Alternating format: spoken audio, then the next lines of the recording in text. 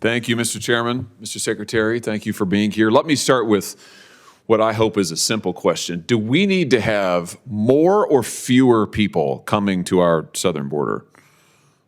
Senator, we are working on diminishing the number of people whom we encounter at our southern border because of the challenge it presents. We're trying to build lawful, safe, and orderly pathways to accomplish that. Okay, fewer. So we need to have fewer, which means we need to roll back incentives to come. So I would have thought that would have been the answer. Let's talk about what you're doing, though. In January of this year, you rolled out a new phone app called CBP One, an app for a cell phone. I've got a picture of it behind me here.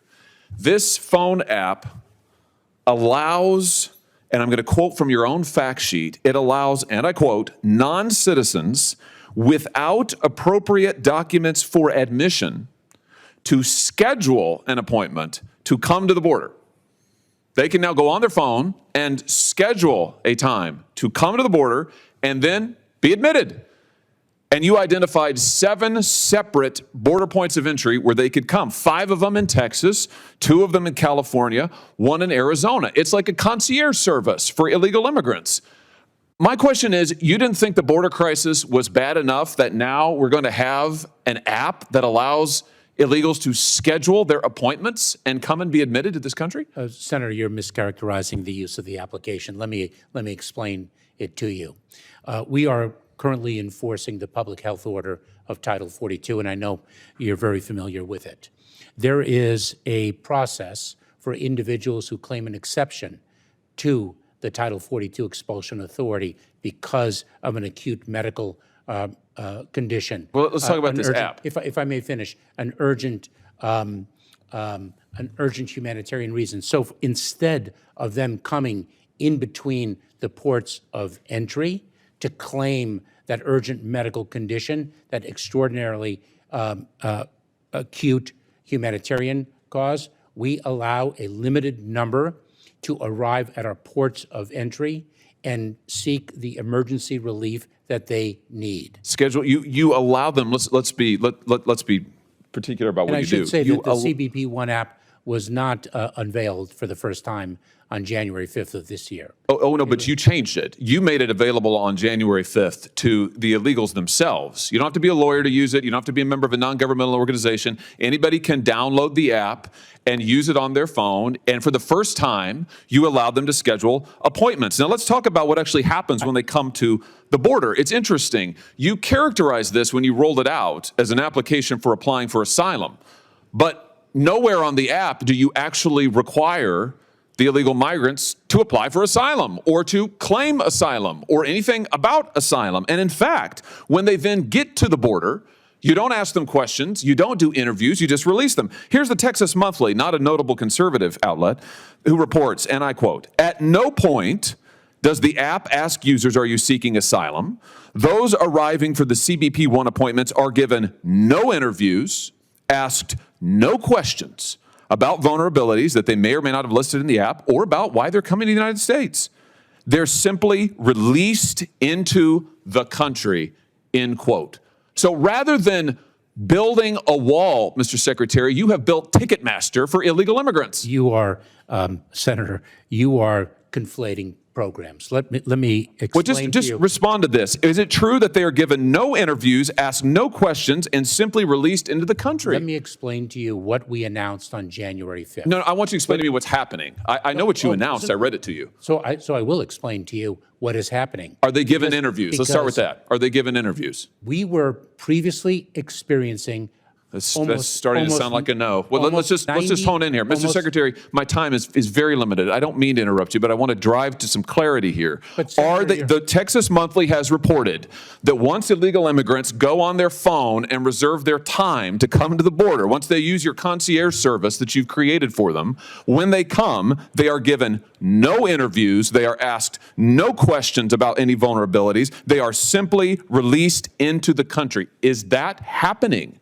Senator, you are mistaken. And if I may explain. Are they given interviews? If I may explain, individuals who seek parole under our January 5th program for Cubans, Haitians, Nicaraguans, and Venezuelans are screened and vetted before they arrive at our border. Wait a minute. No, they go on they go on the phone and they just reserve a time, and then they show up and they're given nothing. Listen to this.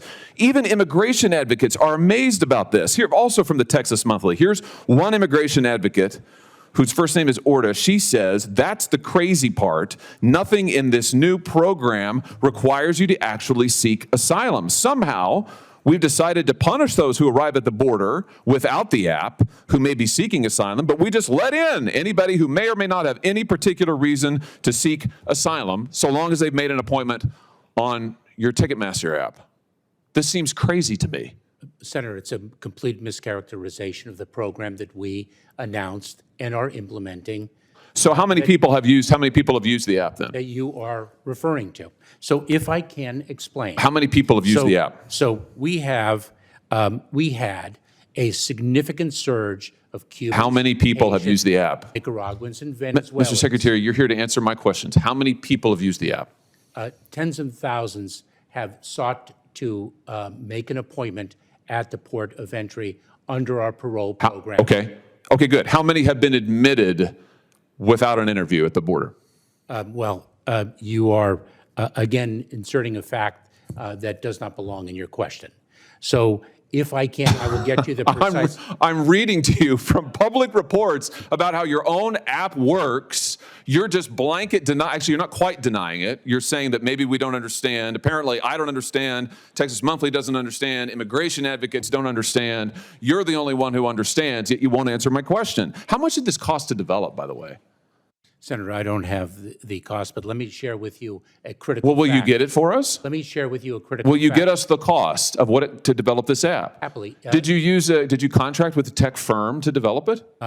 Senator, we have seen approximately. Did you contract with a tech firm to develop it? We have seen an approximately for heaven's sake. 95% decrease. Did you contract with a tech firm to develop it? Yes or no?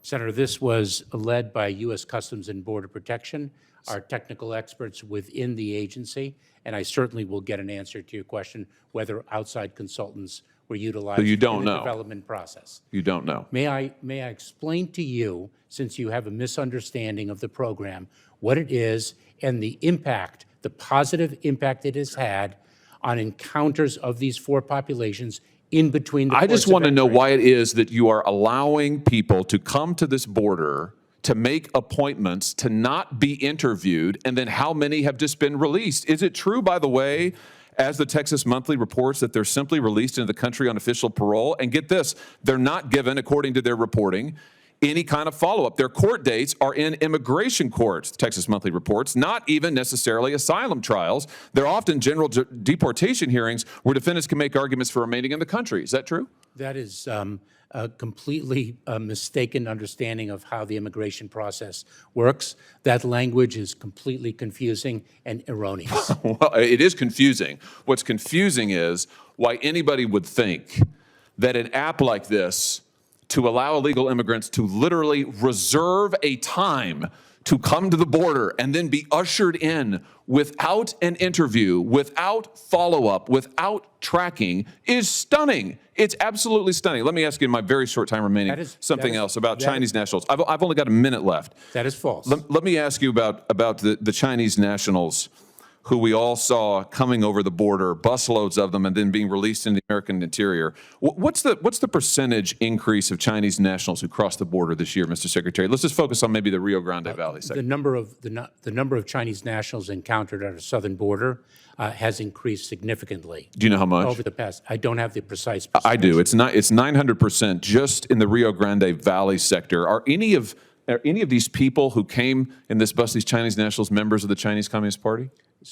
Senator, if an individual presents a national security or public safety threat, we detain them during the pendency But that's not what I asked. I asked if they're members of the CCP. during the pendency of their removal proceedings. Are any of these individuals members of the CCP? So I think there's about 70 who came on this bus. If indeed they are determined to be a national security threat or a threat to public safety, we detain them pending their removal proceedings. Were any of these individuals detained, or were they released into the interior of the country? I don't have awareness of that particular group of individuals And so you don't know if any of them were members of the CCP? Or actually, you do know, you just won't say. I don't know from the photograph, Senator, to whom But you're surely you precisely know about the folks who, you've read this report, you're the Secretary of Homeland Security, you're aware of these individuals. Were any of them members of the Chinese Communist Party coming into this country?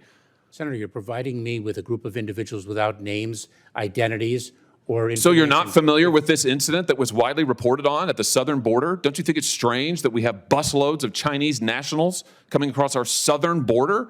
I'm asking you, from a hostile country, I'm asking you if they're members of the Chinese Communist Party, and you don't know, apparently, you won't say. We are very focused on all things with respect to the People's Republic of But you China. don't know any of the details. I plead exhaustion, Mr. Secretary. You have exhausted me, you have exhausted this panel, you have exhausted the patience of the American people. You should resign.